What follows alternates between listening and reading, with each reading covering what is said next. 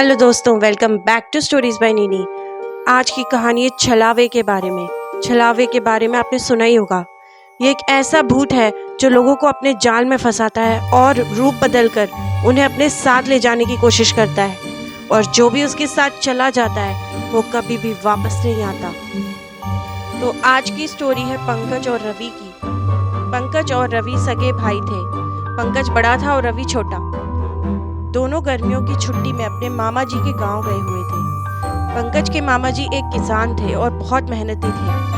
पंकज के मामा जी की कोई संतान नहीं थी, इसलिए जब भी पंकज और रवि वहां जाते थे तो वो बहुत ज़्यादा खुश हो जाते थे। लेकिन इस बार वो बहुत ही दुखी लग रहे थे। जब पंकज ने वहां पहुंचकर उनसे इसका कारण पूछा तो उन्होंने बताया कि दरअसल पंकज के मामा जी के पैर में चोट लग गई है और अभी खेतों में फसलें खड़ी हुई हैं और उन्हें देखने वाला कोई नहीं है, खासकर की रात में, क्योंकि इन दिनों रात के समय ही सबसे ज़्यादा जंगली जानवर जैसे जंगली सूअर वगैरह आके और उन फसलों को खराब कर जाते हैं, खा जाते हैं। ऐसे में पंकज और रवि ने कहा, मामा जी आप चिंता मत कीजिए, हम दोनों हैं ना, हम दोनों जाकर खेतों की रखवाली करेंगे। इस पर मामा जी भड़क गए। उन्होंने कहा, नहीं बेटा, तुम्हें इस गाँव का नहीं पता है। खेतों के पास जंगल है और वहाँ पर बहुत ही विचित्र चीज़ें घूमती हैं, जैसे कि छलावा, और रात के समय अगर तुम उसके जाल में फंस गए तो कौन बचाएगा। मामा जी की ये बात सुनकर पंकज जोर जोर से हंसने लगा। उसने कहा, क्या मामा जी, आप भी ऐसी बातों पर विश्वास करते हो? आप चिंता मत करो, मैं ज़रूर खेतों की रखवाली कर लूँगा। तो पंकज और रवि ने इतनी ज़्यादा जिद की कि मामा जी को उनकी बात माननी पड़ी, और रात में वो दोनों चले गए अकेले खेतों की रखवाली करने। अब पंकज और रवि खेतों में जाकर बैठ गए और जैसा कि अक्सर होता है, बैठकर मोबाइल चलाने लगे।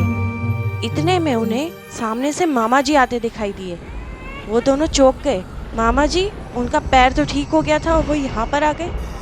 मामा जी ने कहा, बेटा जल्दी चलो, तुम्हारी मामी की तबीयत बहुत ख़राब हो गई है, इसलिए मैं मजबूरी में यहाँ पर आया हूँ। इस पर रवि तैयार हो गया, पर पंकज ने सोचा, मामा जी अभी तो मामी बिल्कुल ठीक थी।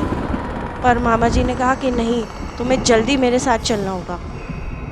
और साथ ही उन्होंने कहा कि मैं यहाँ पर जंगल में एक रास्ता जानता हूँ जो कि शॉर्टकट है, हमें वहाँ से चलना होगा। इस पर रवि और पंकज को थोड़ा वियर्ड तो लगा, लेकिन उन्होंने सोचा कि मामा जी यहीं के रहने वाले हैं तो उन्हें ज़्यादा पता होगा, तो उनके पीछे पीछे जाने लगे। लेकिन पंकज को कुछ शक हो रहा था, खास करके वो छलावे वाली बात से, क्योंकि अक्सर मामा जी बहुत ही बातें करते थे, लेकिन ये मामा जी तो बिल्कुल शांत थे और उन्हें अजीब तरीके से घूर रहे थे। जैसे ही वो लोग जंगल में अंदर गए, अचानक मामा जी उनकी तरफ पलटे और ज़ोर ज़ोर से हंसने लगे। तभी पंकज को सब समझ आ गया। उसने कहा, रवि भाग यहाँ से, ये तो छलावा है।